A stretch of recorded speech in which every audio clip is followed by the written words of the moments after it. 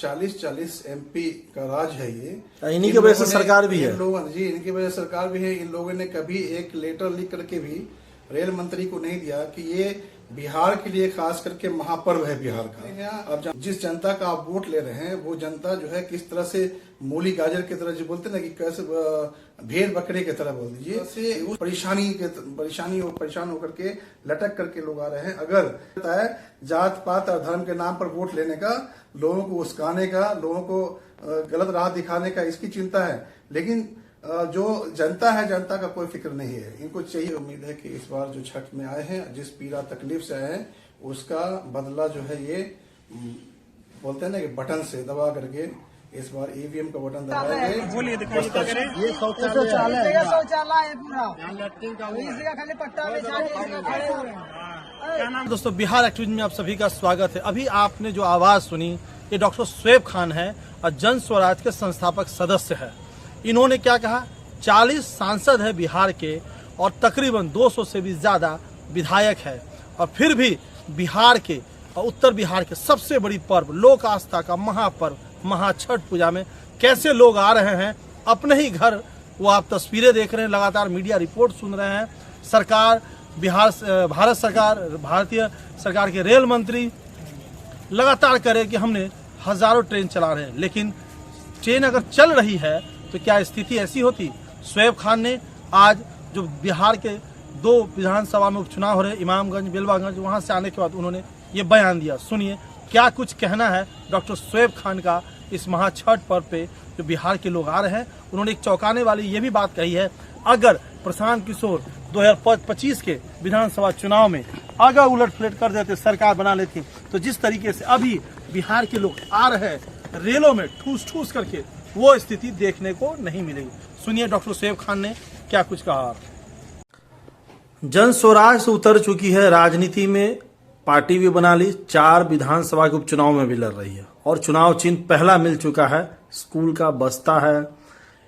कितना उत्साहित है कि ये चुनाव चिन्ह मिल गया, क्योंकि लगातार आपकी पार्टी शिक्षा को लेकर के बात करती है। बहुत उत्साहित हूँ, और ये प्रशांत जी के ईमानदारी का प्रतीक है, क्योंकि वो शिक्षा से ही शुरुआत करते हैं कि शिक्षा जब हमारे देश के बच्चों में आ जाएगी तो नो डाउट ऐसे ही हम लोगों के पास हर चीज हो जाएगा। शिक्षा का मतलब जानते ही हैं कि जहाँ शिक्षा है वहाँ ही लक्ष्मी का प्रवेश होता है।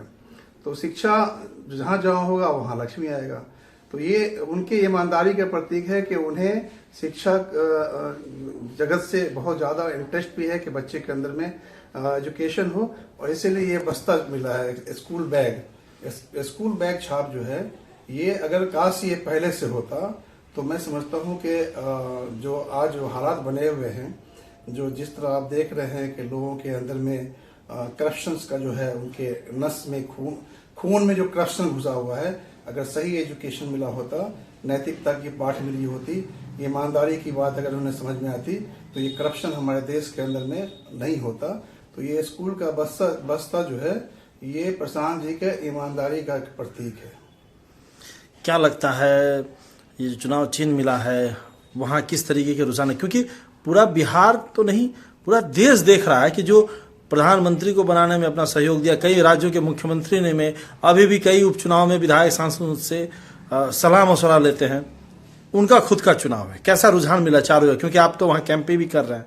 जी, मैं लगातार बेलागंज और इमामगंज में कैंपेन कर रहा था, और मुझे पूर्ण विश्वास है वहाँ की जनता पर, जो 4 सीट की चुनाव है, कि इस बार प्रशांत किशोर जी को उनकी पार्टी को लोग वोट करेंगे। ये पार्टी प्रशांत जी की नहीं, पूरे बिहार के अवाम जो है, जनता है, उसकी पार्टी है, और ये पूरे समाज ने मिल करके बनाया है जनसुराज। तो जनसुराज जो है ये ऑलरेडी जनता का सुंदर राज्य बनाने का मामला है। तो मुझे पूर्ण विश्वास है कि इस 4 सीट पर जो है वो जनसुराज का कब्जा होगा।